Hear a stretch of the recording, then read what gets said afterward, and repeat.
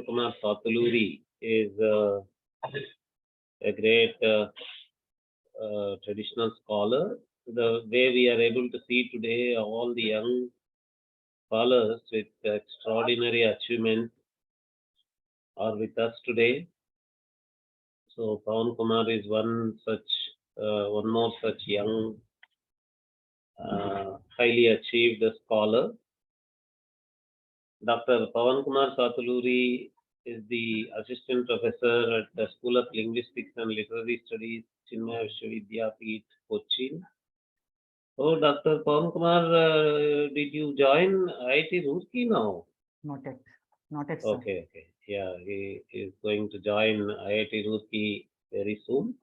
Dr. Pavankumar holds a doctorate from the University of Hyderabad. His research work, Sanskrit compound generation, with a focus on the order of operations. He is at the intersection of Sanskrit grammar and computational linguistics. He studied Vyakarana, Paninian grammar in the traditional style from the renowned scholars.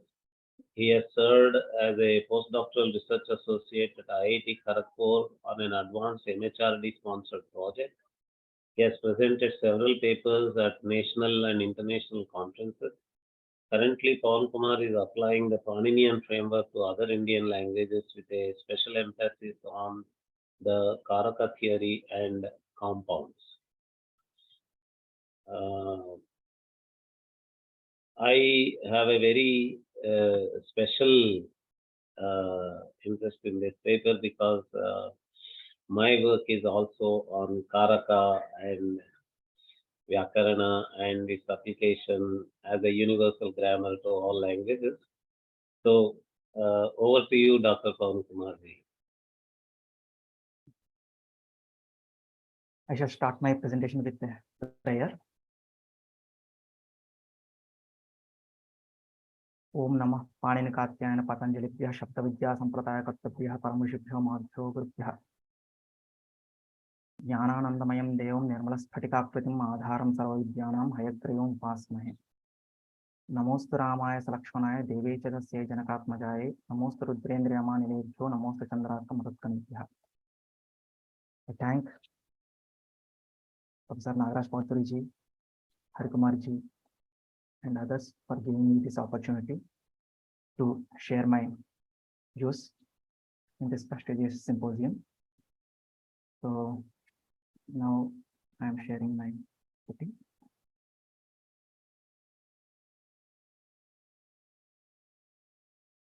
Is this visible? Yes, it is. Okay. So now I am going to discuss the topic. It is comparison of Ashtadhyayi Sutra Paddhati with the Sutra Paddhati in other Shāstras and TG grammar. TG refers to transformative and generative grammar of Chomsky.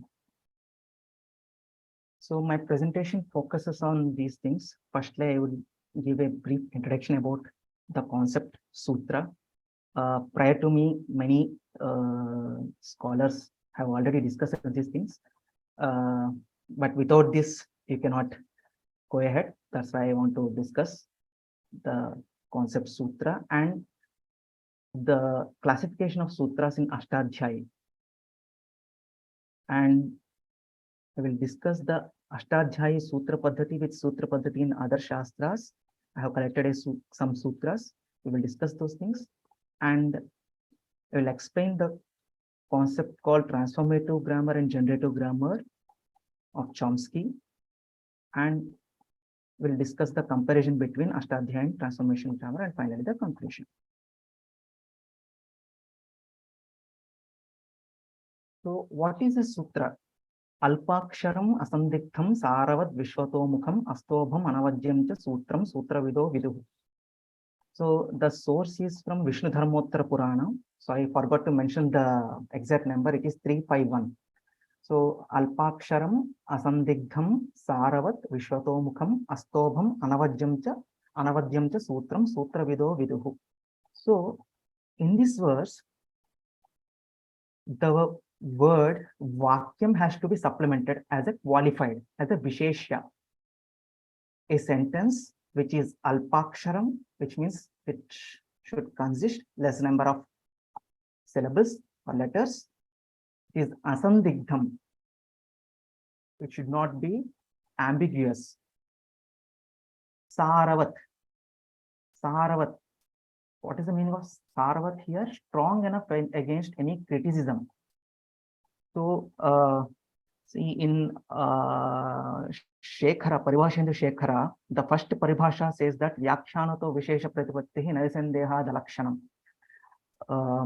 So there are two nakaras in Pratyahara, an and ayun nakara is there and lan nakara is there.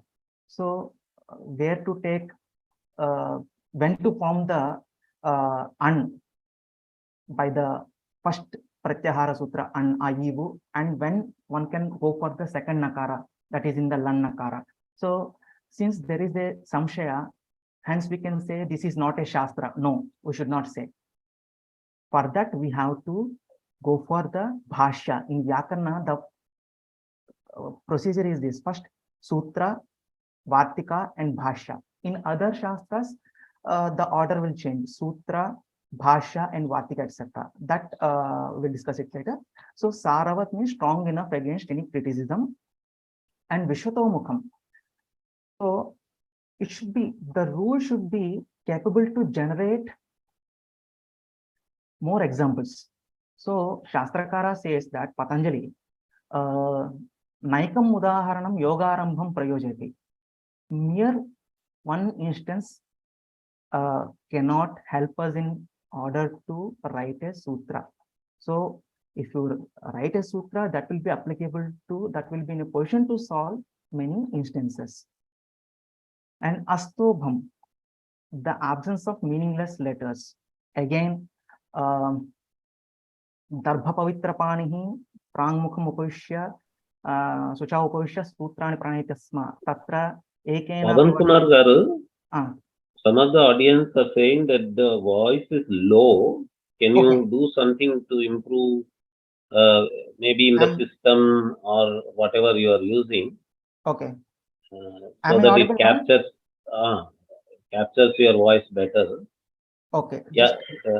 Give me 1 minute, sir. Give me 1 minute. I will check.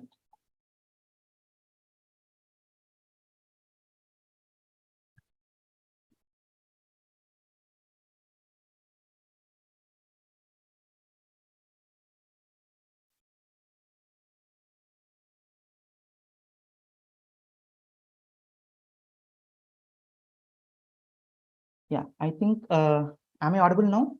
Yeah, it is better. Yeah.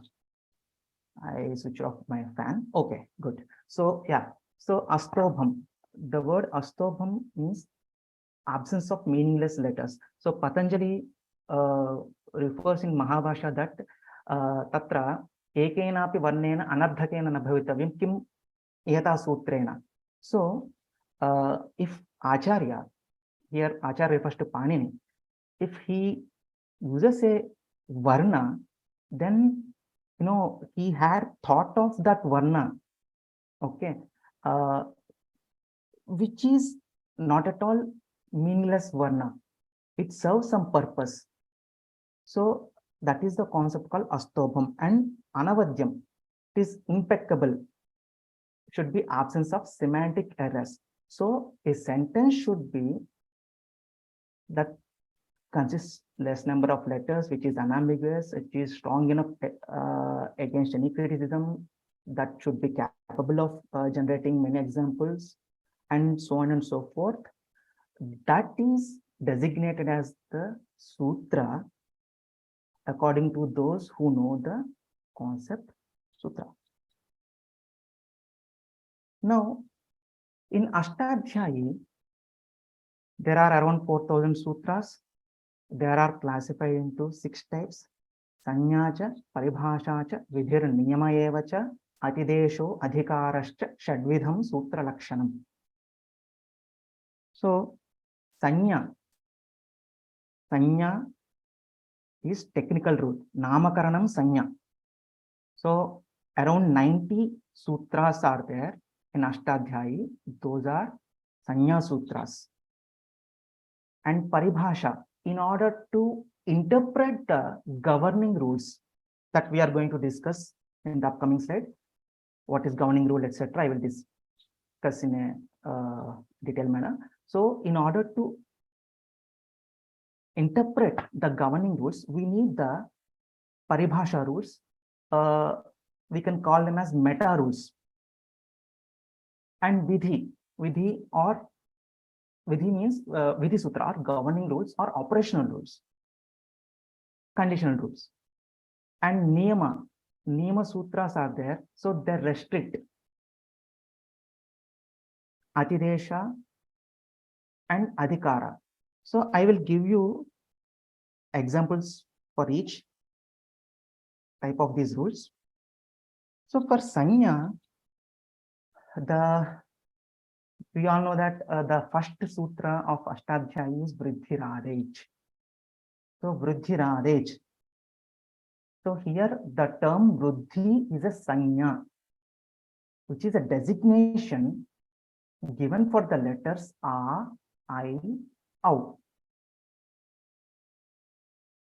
Which means Panini is using the term Vriddhi for the letters A, I, Au. He is naming. And Paribhasha. So here, if you see Paribhasha, around 30 Paribhashas are there in Ashtadhyayi. So I have taken one Paribhasha, that is Tasmin Niti Nirdishte Purvasya. So which is in the first chapter and first quarter, and the rule number is 66. So which says that if the words end in locative case in the governing rule are used to indicate that the operation is applicable on the immediately on the previous entity. So for example, Iko-Yanachi Sutra is there. Ik is a Pratyahara, Yan, Achi are there. So if you see the example, Yedi followed by another word Api. So here in the context of A, which is in Api, immediately you have to apply the Yanadesha to the previous letter, that is Ikara. In between, if there is a gap, then there is no possibility for the Yanadesha. So in such cases, we have to use these Paribhasha rules. There are some Paribhasha rules. So based on the governing rule, if you can see a governing rule where you can see the Panchamyanta word or Saptamyanta, Shashtyanta, accordingly you have to call the Paribhasha Sutras and you have to apply in order to get the intended meaning. And Vidhi, Vriddhi-rechi. So just now we have seen Vriddhi-radej. Now the sutra is Vriddhi-rechi. So we know what is Vriddhi. Vriddhi means A, I, Au. And now if Vriddhi, we have the idea of Vriddhi in the context of age, we have to apply the operation called Vriddhi. What is that? So here we can see if a word ends with either A or A, that is followed by a word that starts with H. H is a Pratyahara. Then you have to apply, both the varnas will be replaced by a Vriddhi varna, that is A, I, Au. And Niyama. So Niyama is restriction. So Panini mentioned one rule, that is Sheshobhya Sachi. So if a word ends in Ikara or Ukara, then that will be designated as Ghi. So Hari gets the designation Ghi, Guru gets the designation Ghi, etc.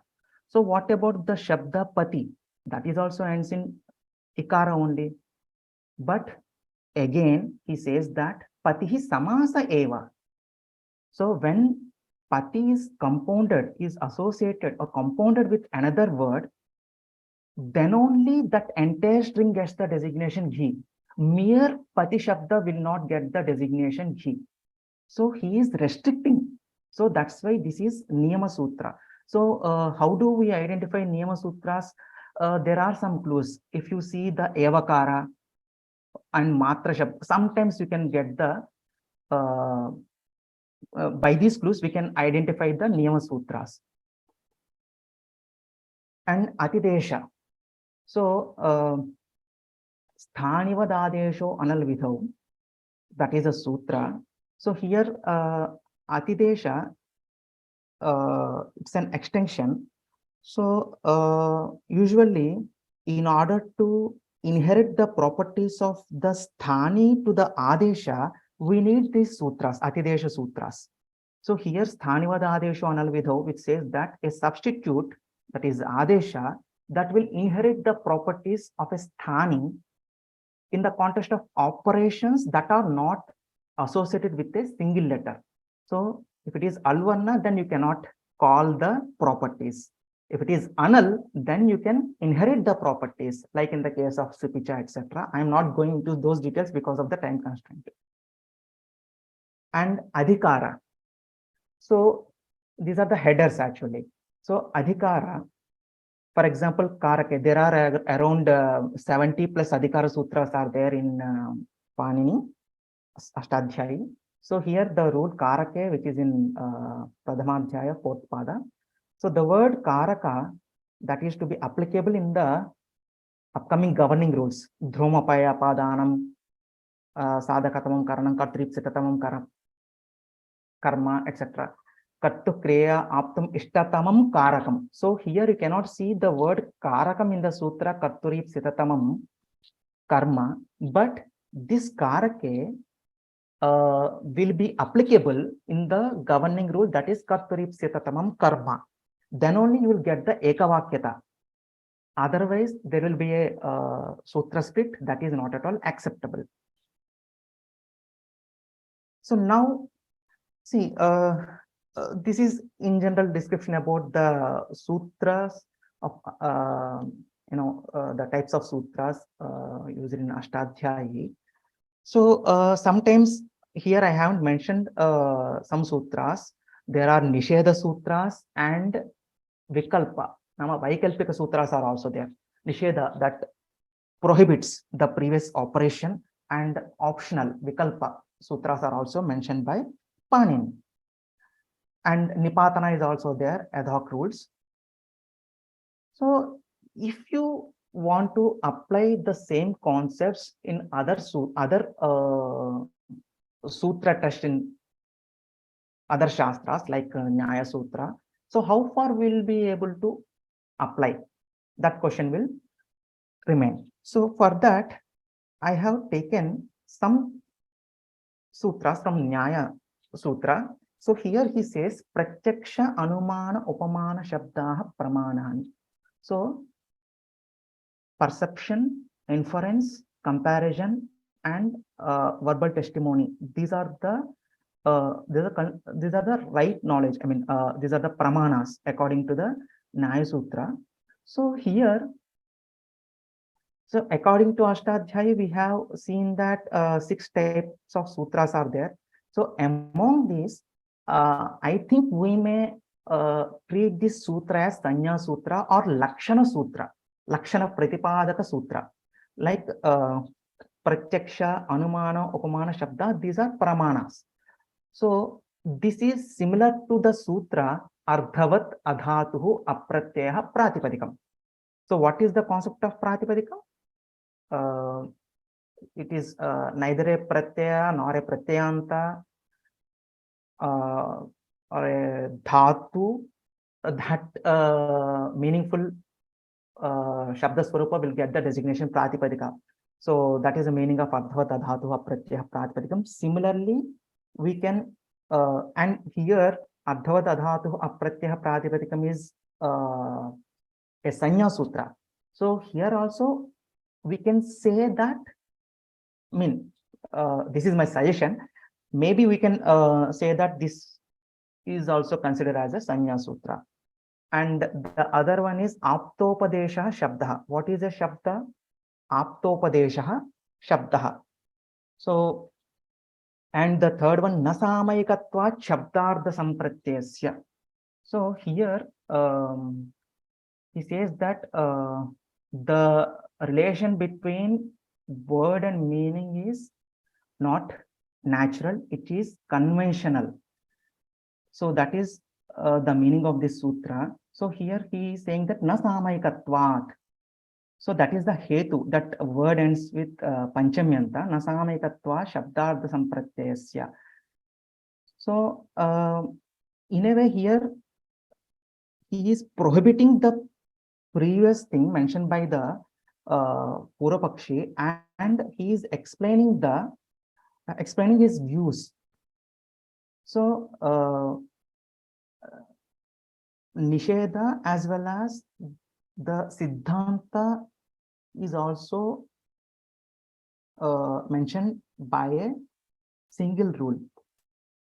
So many sutras are there. I am not going into those details. So and again, so we have to think about the content of the Shastra. So the Vishaya Vastu is different. In the case of Ashtadhyayi, so the main purpose of writing those rules are to use the prayogas, well-formed prayogas, not ill-formed ones, so that one can attain the dharma, one can reach the Shabda Brahma. That is the main purpose. But in the case of Nyaya and Mimamsa, etc., the purpose is different. So this is just an attempt how far we can apply the concepts, I mean the categories mentioned in the Vyakarna, especially the rules. Those are classified into 6 types. So I have made an attempt. So when it comes to Mimamsa, here you can see Chodana Lakshana Ardho Dharma. So here he is explaining the Dharma. So the object that is distinguished by a command, that is Dharma. So here also we may say that that is a Sanya Sutra, maybe. And this is not a Vidhi Sutra, by the way, because it is explaining the concept Dharma. And the other one is Vidhaucha Vakya Bhedha Syat. Vidhaucha Vakya Bhedha Syat. Here he says, if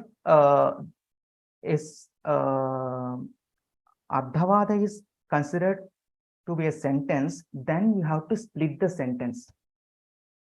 So that is the meaning of the sutra, Vidhaucha Vakya Bhedha Syat. We may say that this might be a governing rule. So because of the word Syat, I may say that because that Vidhini Mantrana, Mantrana, etc. are there. So this can be classified under the Vidhi Sutra. And Vedanta, so here he starts with the Sutra Adhato Dharma Jignasa, where you can see that the context is saying that Dharma Jignasa. So that is the context. Why he is writing this thing? Adhato Dharma Jignasa, in order to know the Dharma, he is starting the, and Bhavam tu Badarayano Astihi. So Bhavam is here the existence. Badarayana Swayam, that Jaimini Acharya, he says that Bhavam, that is the existence. So here why I have intentionally taken this sutra is the word Badarayana here expresses his opinion, the Sutrakara's opinion. But if you see the other sutra, Avastite Kasha Kritsnaha. So Avastiti. So here there is no difference between Jivatma and Paramatma according to the Kasha Kritsna. So here the word Kasha Kritsna refers to Kasha Kritsna is used in the Adarartha. It shows some respect towards the previous acharyas, Kasha Krishna. So in the case of Vyakarana also, we can see many such sutras where Panini had used the previous acharyas names like Gireshya Senakasya and Iko Savarne Shakalya Sarasvascha, etc. So sometimes Avangspotayanasya, etc. So here the word sometimes refers to the optionality of the operation, and sometimes for the Adarartha. So here also we can see Avasthitiriti Kashakrishna, the word Kashakrishna is Adarartha. But in the previous sutra, Badarayana, the word Badarayana is not used in the sense of Adara perspective. So now I'm going to discuss the concepts, transformative and generative grammars of Chomsky. So in order to understand transformative grammar, first it would be better. I thought that it would be better to explain the concept generative grammar. So generative grammar is a theoretical framework. It aims to describe and explain the rules and principles in order to construct all sentences in a given language. Basically, these generative grammars are designed to be, formal systems that consist of a set of rules and constraints for combining words into sentences. So these rules are capable of generating well-formed sentences while excluding ill-formed ones. So that is the concept of generative grammar. So I will explain with examples. And when it comes to transformational grammar, this is a specific type of generative grammar. It was initially proposed by Chomsky in the late 1950s. It introduced the notion of transformations, which are rules that convert a given sentence into another sentence by applying some sort of syntactic operations. So in order to generate sentences to generative grammar, we have to understand the concept phrase structure grammar and lexical rules. So what is a phrase structure rule? So there are some rules that define how words and phrases can be combined to form sentences. These sentences, the phrase structure rules represent the hierarchical structure of the sentences, indicating that elements belong to which phrase. So yeah, I will show the examples. I have already written the production rules and I will explain in detail. And lexical rules deal with the formation and combination of individual words. So with the help of morphemes, how one can form a word and how one can create words, etc. discussed in this thing. And for example, if you add S, which is a plural marker, S is a morpheme. If you add that S to like goat, the word goat, then it will become goats. So that indicates the plurality of the goat, and so on. So now, yes. So here we can see,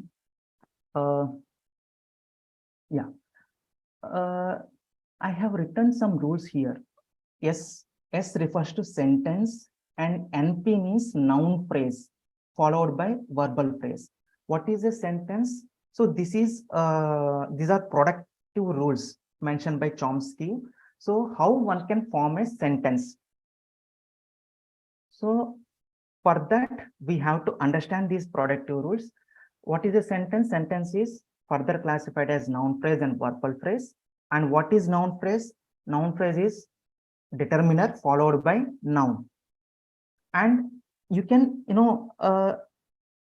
write rules like noun phrase. What is noun phrase? Noun phrase is followed by noun phrase, which is followed by prepositional phrase, etc. I will show you one instance so that you can understand it clearly. Yeah. So my sentence is the boy sleeps. The boy sleeps. So sentence, according to the previous rule, sentence is classified into noun phrase followed by verbal phrase. What is noun phrase? determiner. A, and the, these are called determiners. And boy, what is the part of speech of boy? Noun. Sleeps. Sleeps is a verb. So the boy sleeps. So according to the Chomsky's grammar, a sentence will be written in this format like this. The boy sleeps. Sentence is further classified into noun phrase and verbal phrase. And I have another sentence is Ram gave a book to Sita. How this sentence can be parsed by the rules mentioned by Chomsky. So sentence again noun phrase and verbal phrase, and here you can see again this verbal phrase is further classified into verb followed by noun phrase. I think the picture has to move up a little. The lower part is not visible in the frame. Oh, okay. So I'm sorry for that actually. So okay, not a problem. Yeah, please. Yeah. So prepositional phrase. So here Ram noun phrase means noun. Ram gave, which is a verb. Noun phrase is further classified into determiner and noun. A is a determiner, book is a noun, and to is a preposition followed by noun. So here I have written a few rules. So there are many rules. So with the help of these rules, we can generate infinite sentences based on these rules. And see, Naikam Sutram Yogaram, Naikam Udahanam Yogaramam Prayojati. That's what earlier I have mentioned, right? So similarly here also, these rules are not for a single instance. So with the help of these rules, you can generate infinite sentences. So that is the beauty of this generative grammar. And when it comes to this transformational grammar, which involves applying transformational rules to generate surface structures from underlying deep structures. So what is deep structure and what is surface structure? I will explain. So here, deep structure refers to the concepts or ideas or feelings, whereas the surface structure refers to the words or language, whatever we are using in order to understand the deep structure. So I have listed some transformational rules in English. So here the first rule is passive transformation. So the deep structure is this: the dog chased the cat. What is this transformation rule? So I want to use this in the passive voice. So I am calling this transformation rule, which says that you have to move the object, which is the cat, to the front of the sentence and introduce the auxiliary verb was. So here I am inserting and moving the object. So the cat was chased by the dog. So whereas in Sanskrit, you can use, since it is a free word order language, so we can use like Ramaha Ravanam Hanti, Ramena Ravanaha Hanyate, Ravanaha Ramena Hanyate, etc. Those are possible. But since this is positional language, you have to strictly adhere to those rules. So what is the transformation rule? We have to move the object. Here in this instance, the cat is the object. We have to move that to the front of the sentence, and you have to add was after the object. So this is one rule. And the other one is WH question transformation. So in the deep structure, the concept is he likes ice cream. So a deep structure you can think as, which has semantic component, and surface structure which has syntactic component. In order to explain that semantics, we need language, right? So that's what you are saying. So he likes ice cream. So I want to ask a question. So here the transformation rules are, move the question word what to the front of the sentence and replace the main verb likes with the does like. So here the question will be, what does he like? Okay, so what does he like? So he likes ice cream, and I want to ask, what does he like? So simply you cannot get the sentence. There are some transformation rules. We have to apply those rules. And affixation. So she dances. So in order to use the concept, I mean, she danced, I have to use the suffix ed to the verb dance that indicates past tense.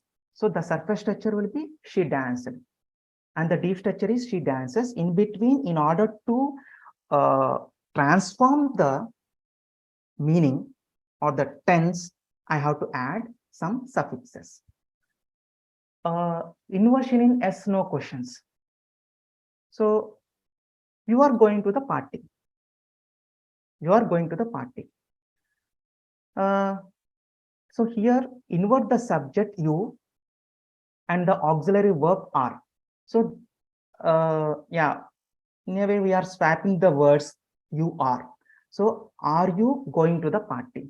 So you can say yes, not no. No, I am not going to the party. So here, when it comes to this yes no questions, we have to apply some transformation rules where there is a inversion of the subject along with the auxiliary verb. And relative clause transformation is another rule.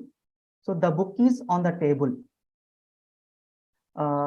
So here we are adding the relative pronoun that and move the prepositional phrase. Prepositional phrase here on the table to modify the book. So in the surface structure, we can see the book that is on the table. So that refers to the book on the table. And WH movement in embedded questions like, she knows what the answer is. So here the WH, what, why, which, etc. These are WH words. So what to the front of the embedded class. So here she knows what the answer is. We have to transform this thing where the transformation will be she knows what is the answer. So here earlier what the answer is become what is the answer. So similarly many rules are there. So I have listed a few rules. And now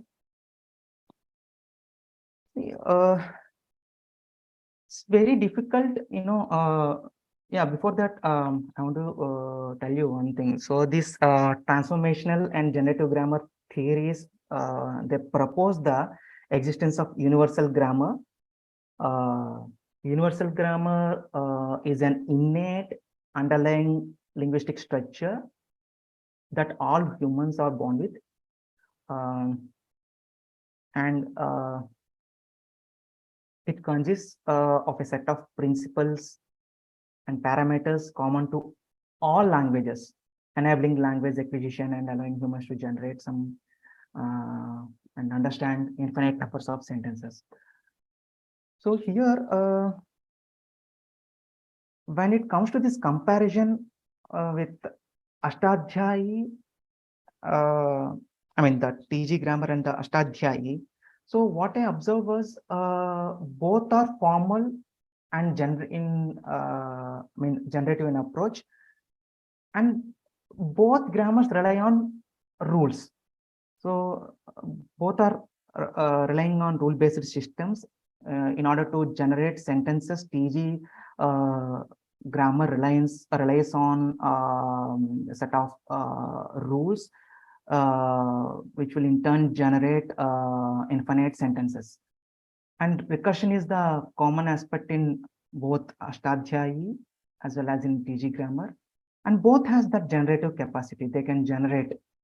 And in the case of recursion, in Ashtadyayee also, if one sutra is prohibited by the rule Vipritishede Parankare, you cannot. But in general, you can see the recursion. And this TG focuses on detailed syntactic analysis when it comes to Panini's Ashtadhyayi. It provides the analysis for the sentences, how sentences are formed with the help of words, etc. And Panini's when it comes to these sentences, there is a syntactico-semantic aspect in Panini's Vyakarana, but whereas in the case of TG, we cannot see that sort of aspect. Only they are focusing on the syntax. That's what I observed. And in the case of movement, this is applicable to some words in Panini, whereas in transformational grammar, just now we have seen the words are to be changed, like in the case of passive voice, etc., and double H constructions, the words are to be changed. But in the case of Panini, usually, yeah. So there is an example. Pratyayas, the suffixes are to be added to a pratipadika or to a dhatu. But I mean, pratyaha parascha, that rules are those rules are there. But in some cases, bahuch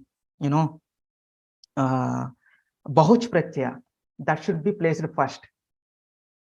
So I mean, there are some rules, and in the case of these particles, if you change the particle, the meaning will change. So we have to strictly follow the rules based on the meaning when it comes to these particles. So yeah, and yeah.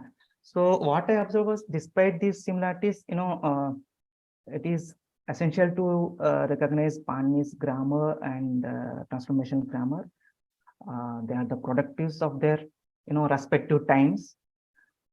Basically, the Paninian grammar or the Vyakarana is aimed to codify and preserve the grammar of Sanskritam. When it comes to TG, that represents a broader theoretical model which aims to understand the structure of human languages in general. So that's it. Thank you. Namaskara. Thank you very much, Dr. Pavankumar. When we thought of a symposium on Sūtra-s, we expected that there will be a lot of interest among Vyakarana scholars to come forward, because that is the Shastra which is so widespread. There are many Vyakarana scholars in the country. But surprisingly, Dr. Pavankumar Satuluri only responded. And luckily for us, when we were discussing the arrangements for the symposium, we were thinking of a comparison with the TG grammar and all that. With our good fortune, Dr. Pavankumar is learned in that aspect also. He is an NLP scholar also. So we could get a scholar as expected by us. Thank you very much for enlightening our symposium audience with both sides of the Sutra system. As I was referring in the morning, it is this similarity with the Chomskyan system that created such a great interest in the contemporary world with regard to the Sutra system. And I thank you also for bringing the technique aspects in Mimamsa Sutras and Nyaya Sutras also. And you gave very good examples for the technique aspects of Nyaya and Mimamsa Sutras also. Thank you very much.